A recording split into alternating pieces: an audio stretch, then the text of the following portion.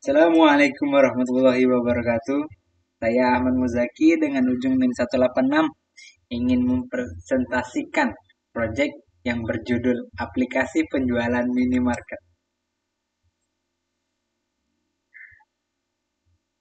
Latar belakang dari proyek saya ini ialah di mana minimarket kecil ini prosesnya penjualan masih sering dilakukan secara manual, mulai dari pencatatan transaksi sampai pengelolaan stok barang.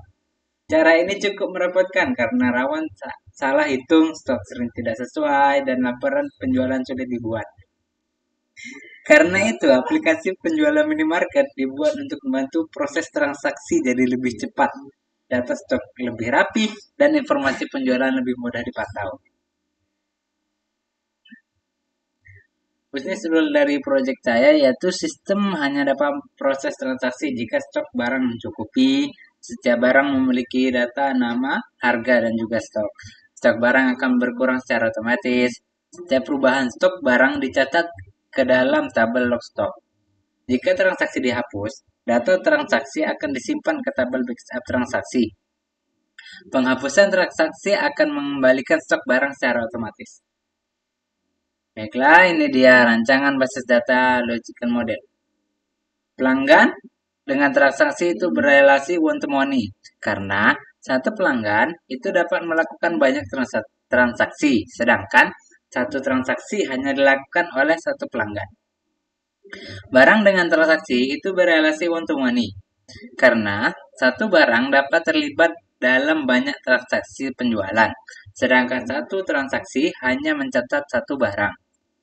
Barang dengan log stock itu berrelasi one to many karena satu barang dapat mengalami banyak perubahan stok dan setiap perubahan stok tersebut dicatat sebagai satu riwayat stok. Dan yang terakhir ialah transaksi dengan backup transaksi. Itu dia berrelasi one to one. Karena satu transaksi hanya dapat diarsipkan satu kali atau tidak sama sekali, yaitu ketika transaksi tersebut dihapus dari sistem sebagai data historik. Baiklah, ini dia halaman pertama dari proyek saya yaitu dashboard. Pada dashboard ini, dia memberikan gambaran cepat kondisi bisnis tanpa perlu membuka menu lain, memudahkan monitoring performa harian toko, dan juga memberikan peringatan untuk stok barang yang sudah mulai menipis. Nah, selanjutnya, data barang. Pada halaman data barang ini, memudahkan pencatatan semua barang dagangan, monitoring jumlah barang yang tersedia secara real time, update harga produk dengan cepat dan mudah, menambahkan produk baru ke toko dengan praktis, dan juga pencarian cepat untuk toko yang memiliki banyak jenis barang. Bisa dilihat dari gambaran sebelah kanan untuk pencarian atau sharing barang dengan cepat. Lanjutnya, bagian pelanggan itu memudahkan kita pada halaman ini memudahkan kita untuk identifikasi pelanggan saat transaksi, menyimpan kontak untuk keperluan promosi dan marketing.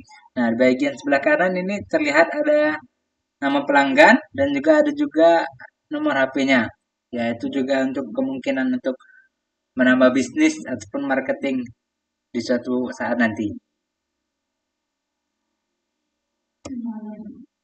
Halaman transaksi. Bagian ini bagian otomatis mengurangi stok barang saat transaksi. Nah, jika ada terjadinya transaksi, bagian sebelah kanan ini ada riwayatnya, pengurangan stok atau penambahan stok.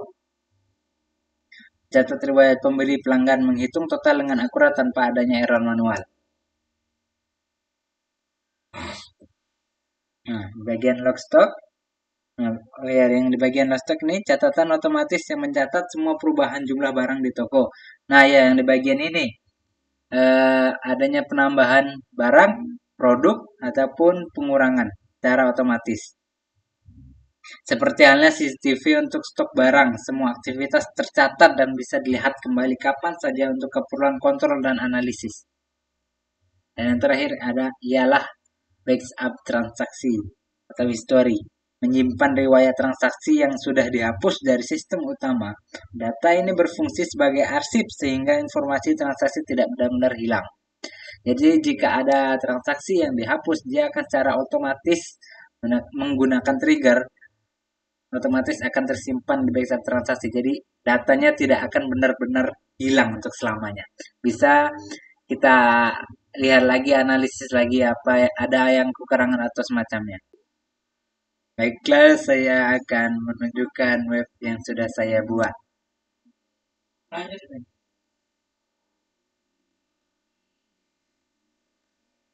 Nah, di sini pada bagian awal kita disambut dengan dashboard yang mana kita bisa langsung melihat total barang, adanya total pelanggan, total transaksi, dan juga total pendapatan.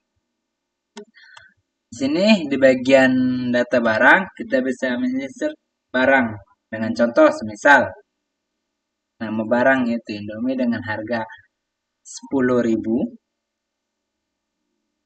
Kita kasih stok 10. Kita simpan data. Nah, dia akan secara otomatis akan tersimpan. Di sini kita juga bisa men-searching barang yang ingin kita cari. Nah, misalnya kita mengetik IND, dia akan langsung muncul semua yang depannya menggunakan IN dan D. Ada Indomie, Indomie kuah, dan ada juga Indomie lagi. Di sini kita juga bisa menginsert nama pelanggan, misal Budi, untuk alamat Jalan Jakarta.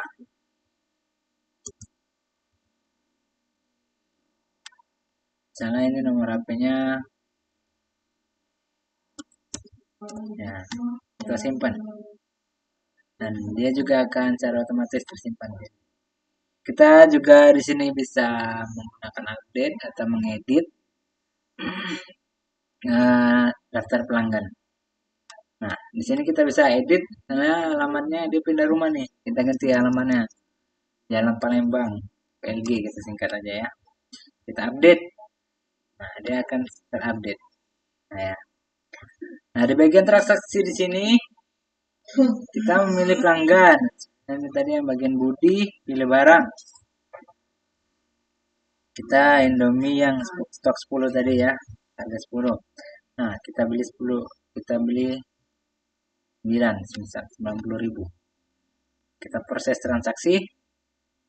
Nah, dia akan secara otomatis akan tercatat di sini ya. Harga satuan 10.000. Nah, di sini kita menggunakan yang namanya join, yang mana tabel transaksi pelanggan dan juga barang yang kita join. Nah, di bagian ini, laporan ini, kita bisa mendelete karena pelanggan yang tadi, yang Budi Indomie ini kita delete. Nah, sebelumnya ini juga sudah termasuk trigger. Dia sudah otomatis stoknya ini berkurang. Nah, yang bagian Indomie tadi kan 10. Nih, minus jadi 9 ya. Stok baru 1 nih. Stok lama 10, minus jadi 9 deh secara otomatis. Nah, misalnya kita delete, menggunakan delete atau hapus di ini tadi, dia akan secara otomatis menggunakan trigger di bagian backup ini. Dia tidak akan selamanya hilang, masih ada tercatat di sini. Budi dengan Indomie 9 page, total harga 90.000. Sekian dari saya. Bila ada salah kata saya mohon maaf. Wabillahi taufik wal hidayah.